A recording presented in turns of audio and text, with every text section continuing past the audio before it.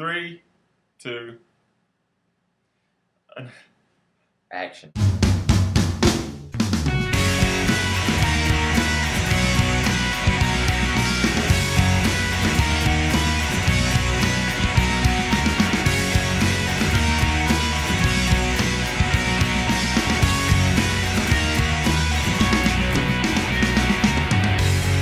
redo a sermon. We're on the air, in case you didn't know. Hey everybody, welcome to the third episode of Thursdays with Kevin. Take 45. I used to always hate it when my mom made me wait 30 minutes. Welcome. Welcome to Thursday. I'll do it. Right. Welcome to Thursdays with Kevin and Stephen. Like every week, I'm Kevin Jackson, and this is Stephen Jordan. I'm Kevin Jackson, and this is Stephen Jordan. Hey. Hey everybody, welcome to the third episode of Thursdays with Kevin and Stephen. We hope that you enjoyed last week's episode. We talked about sin. We didn't talk about sin. I used to always hate it when my mom made me.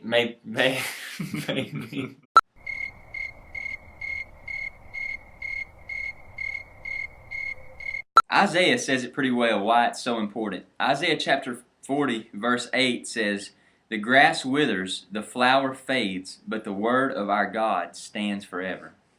So, stop laughing. And we can take your question and not put it on a card and read it from memory. Or if you have neat enough handwriting, we can put it on the card, but you know that wouldn't be relevant because you're not going to handwrite it on our Facebook wall anyway, so never mind. Written by a man named Bill Fay. And if you are...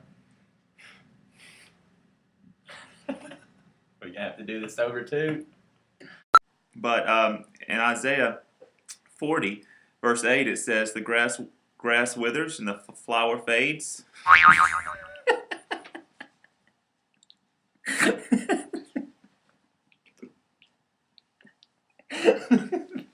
The flower fades.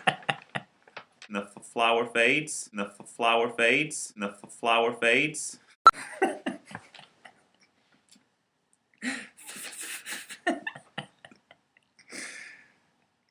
And so,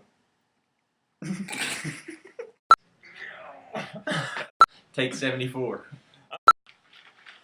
Welcome to Thursdays with Kevin and Stephen. I'm Kevin. And I'm Stephen. And welcome to episode number 5. Episode number 5.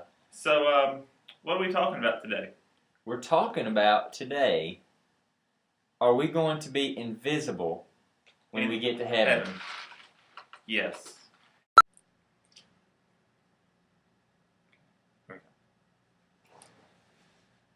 Another way to get over your fear of sharing the gospel is realizing that when you share your faith with somebody, it is not you talking.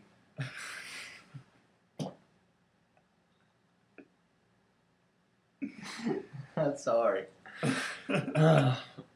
Philippians 4:13 says, "I can do everything through Him who gives me strength." Read.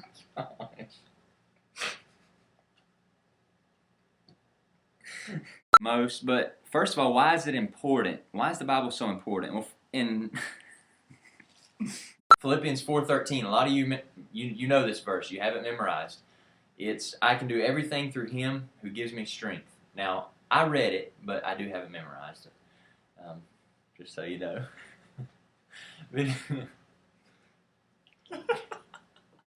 Take 4,732.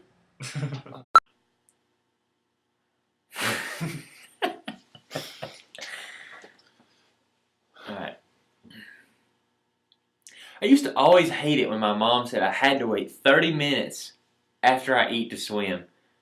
I started wondering, how long do fish have to wait after they eat to swim?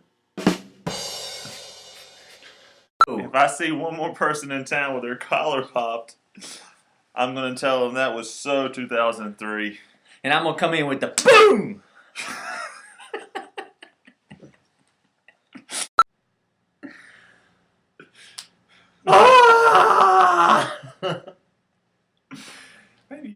we're talking about today? What are we talking about? You should know. Didn't you prepare? No. That's a blooper. Yeah, put that one in the blooper reel.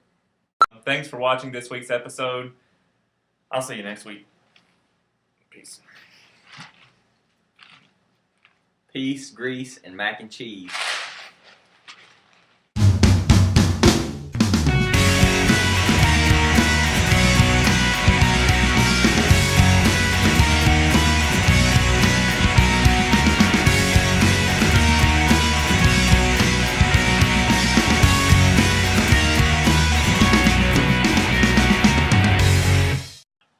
You have been terminated.